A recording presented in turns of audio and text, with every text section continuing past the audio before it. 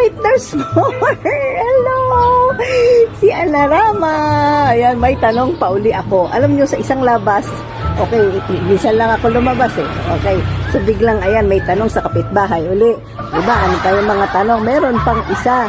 Okay, ilan kasi yung anak nun eh. Yung isang pinakamatanda, sabi naman niya, ako po, ating ganun, na-root canal naman ako. Sabi niya gano'n, na-root canal ako dahil meron akong isang ngipin na sira dyan, root canal. Ang daming mga terms. Ano ibig sabihin nun? Ayun, root canal, okay? Sa early parts ng ating ng ating beautiful smile, na pag-usapan natin yung parts ng ngipin, 'di ba? May kumbaga yung nakatanim o I mean, naka-embed na part, yun yung root part ng ngipin natin. Sa root part na yon, nandoon yung ano, hindi po 'yan. Hindi, that's not hindi implant, okay?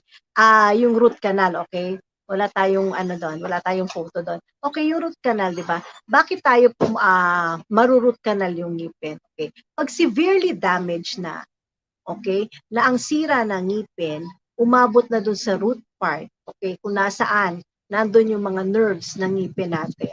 That's the time na kailangan ng i-root canal. Okay? Meaning, your teeth have been severely infected. Okay? So it has to be refilled with the filling material and then finally with crowns. Okay? Yun ang final yun ang final restoration noon. Okay? So it already requires root canal. Okay?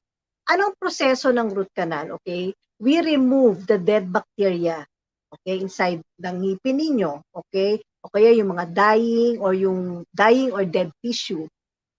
Okay, so tinatanggal yan, nililinis. Minsan kala nila kung ano lang ginagawa na gano'n ng mga doctors, gano'n ang sabi, ano ba yun? Taksama yan, syringe. Nililinis po namin mabuti. Okay, hindi ho kaya yan ng isang meeting lang. Although sometimes we do emergency root canal, kumbaga meron din mga ang tawag doon, single appointment, okay, na root canal. Pero mostly, okay, two or more, it requires 2 or more visits to the dentist, okay? So, ang problema niya, not really a problem, okay? Yung ibang kasi, ang ibang iniisip nila sa root canal kasi talagang kailangan dito time. Kasi you need to go back to your dentist. Pag sinabi niya kailangan bumalik ulit, tapos ine-x-ray pa yan para makita kung ano yung mga tooth length, root length. Okay, maraming proseso, syempre hindi ko ma-explain dito sa inyo yun, ano. Pero yun nga, pag sirang-sira na yung ngipin nyo, pag ayaw nyo mabunot yung ngipin ninyo, ang restoration na dapat gawin doon is root canal treatment. Okay, kung gusto nyo malaman tungkol dyan, pag may mga sirang ngipin kayo, punta kayo sa inyong mga dentista para ma-explain kung ano yung dapat gawin.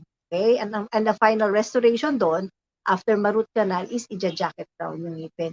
What if ayaw nyo magpa-root canal? Okay, yun ang magiging siste doon talagang mapupunta na sa bunot ng ngipin. Okay? Oh, no! Now, yes. Sad to say, yes. Okay?